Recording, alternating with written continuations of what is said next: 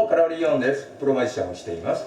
簡単にできる本格的なマジックやいろいろな不思議を解説しています。少しでもこの動画がいいなと感じましたら、チャンネル登録、高評価よろしくお願いいたします。それでは行ってみましょう。セロの代名詞となったハンバーガーのマジックです。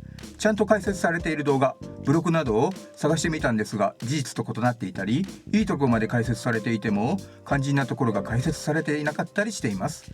そこで今回はハンバーガーのマジックを完全解説したいと思います。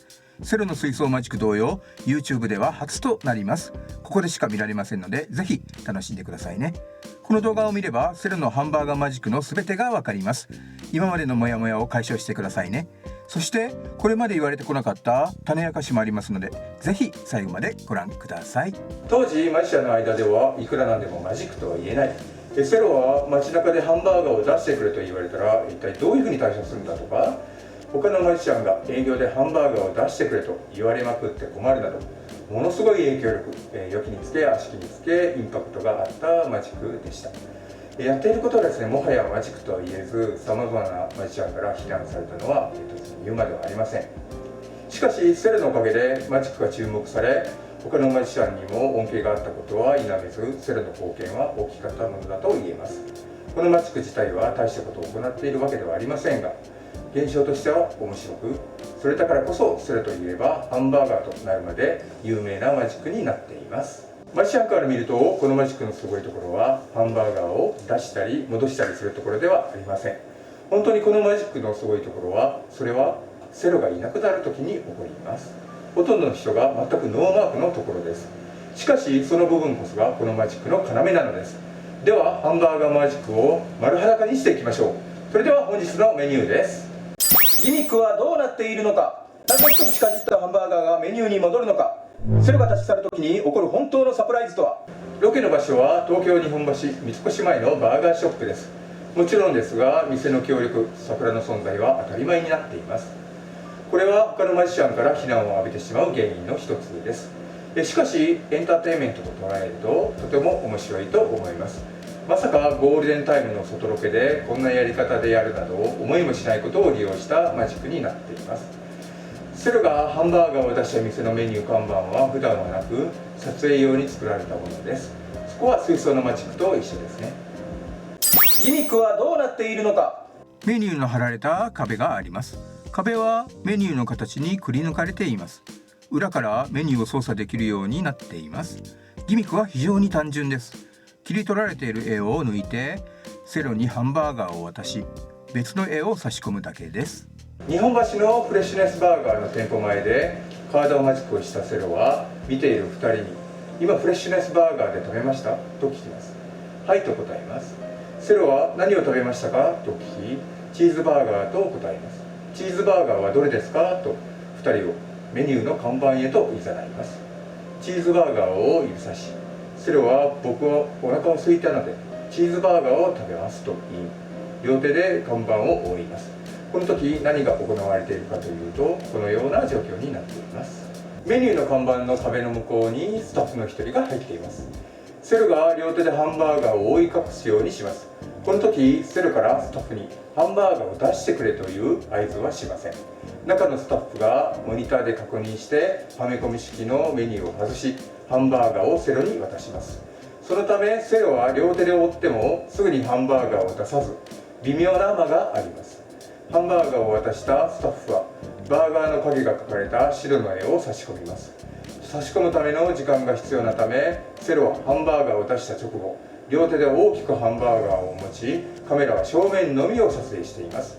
この間にハンバーガーの白の絵を差し込んでいます。なぜ一口かじったハンバーガーがメニューに戻るのか。チーズバーガーを出したセロは一口食べます。日本にしかないハンバーガーを食べたいと言って、今度は照り焼きバーガーが食べたいのでと言ってチーズバーガーを看板に戻します。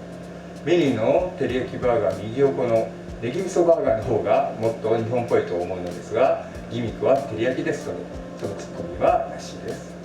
バーガーを戻すときは入れた手順と逆をするだけです。両手でハンバーガーを持ちメニューに持っていきます。スタッフがはめ込みからバーガーを受け取り、食べかけの絵をはめます。ただそれだけですが、まさかの仕掛けですので、これには気づかず、まさにサプライズです。こんな単純な仕掛けでマジックをしているなんて普通は思いません。セロがバーガーを出すとき、バーガーは斜めに傾いて出てきます。これはセロのメニューのギミックが横方向からバーガーを出せないので、後ろのスタッフがバーガーを斜めに傾けて出し、セロが横方向に持ち直しています。またメニューバーガーを戻すときも斜めにして入れています。セロが立ち去るときに起こる本当のサプライズとは、セロのハンバーガーマジックの種明かしで全く言われてこなかったことです。実はこの部分こそこのマジックの要なのです。ハンバーガーをメニューの看板から出したり入れたりの現象は、見る側の立場では衝撃映像ですけども、セロ側から考えるとこの最後の部分がこのマジックが魔法に仕上がる要なのです。食べかけのチーズバーガーを戻した後、照り焼きバーガーを取りに行きます。方法は最初と全く一緒です。メニューの照り焼きバーガーを両手で大きく覆い、スタッフからバーガーを受け取り、影のついた白い絵をはめ込みます。ここからがマジックの真骨頂です。私はこのマジックを初めて見た時、この部分に一番感心してため息をついたことを今でも覚えています。セロは照り焼きバーガーを一口食べ、すぐにその場を立ち去り、見ていた人がハンバーガーの出た絵を触ります。カメラもドアップによって映しています。よく質問でマジックが終わった後、見てた人がメニューを触っているのに、そんな仕掛けじゃ触らせることができないでしょと聞かれます。普通に考えると穴が開いていてはめ込み式だと触った感触でわかると思いますので、触らせないと思います。しかしこう思った人はセロの魔法から抜け出せません。このメニューの看板は触らせることができるか、本当にできないのか、その答えはいくらでも触らせることができるということです。しかもギミック部分をドアップで撮影してもいいし、触り放題です。最初に言ったことを思い出してください。まさかゴールデンタイムの放送で外ロケでこんなやり方でやるなど思いもしないことを利用したマジックなのです。セロのマジックの映像を最初から確認してください。ところどころ自然な感じでマジックをしている映像がカット割りされています。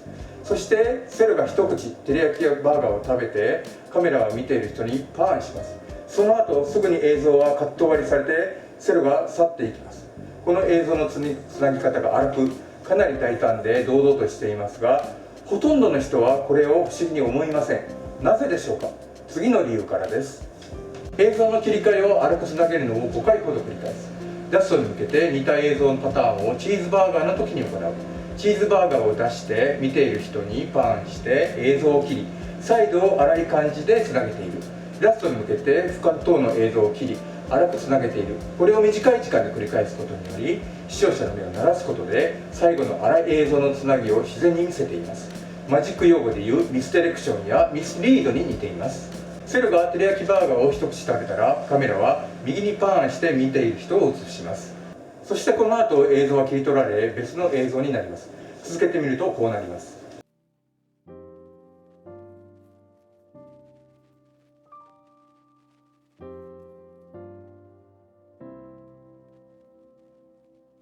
明らかに編集は荒く突然映像は切り替わりますが、さっきも言ったように映像の切り替えとつなぎを繰り返し見せているので違和感がなく、見ている人に最後の部分が撮り直しの映像だと気づかせないのです。私はこの瞬間を見た時すごいなぁとため息をつきました。こんなに堂々と映像を切りつなぎ合わせてもほとんどの人がスルーして気づかせないのはすごいと思いました。セロが立ち去った後、映像はギミックがない看板にすり替わっています。当然です。マジックが終わった瞬間の映像と看板を触る映像は別々の映像だからです。このハンバーガーのマジックを成立させるためには次の条件が必要だと考えます。看板がギミックであることを否定したい。看板がギミックであることを感じさせたくない。そのためにはラストは看板をアップで映したり見ている人に触らせる映像がいる。そのためには看板のギミックをすり替える必要がある。そのためには映像をうまくつなぎ合わせる必要がある。以上のことを踏まえてこの映像に出てくる全員がマジシャンとなり、最後編集により視聴者全員を騙しています。映像を荒くつなぎ合わせて編集をしているのは変な小細工をして暴露されるより大胆に堂々とカット割りをした方が逆にバレにくいと考えたのだと思います。まさに狙い通りになっています。まさかのやり方でマジックを成立させています。マジシャンがマジックをして、スタッフもマジックをして、見ている人もマジックをして、編集でマジックをして、全員でマジックをして視聴者を騙しているのです。やっていることはただの映像マジックです。しかし日本中の人を騙しているのですから、本当に頭がいいです。まさにクレバーです。これこそが本当のマジックかもしれませんね。簡単にできる本格的なマジックやいろいろな不思議を解説しています。少しでもこの動画がいいなと思いましたら、チャンネル登録、高評価よろしくお願いいたします。ではまたお会いしましょう。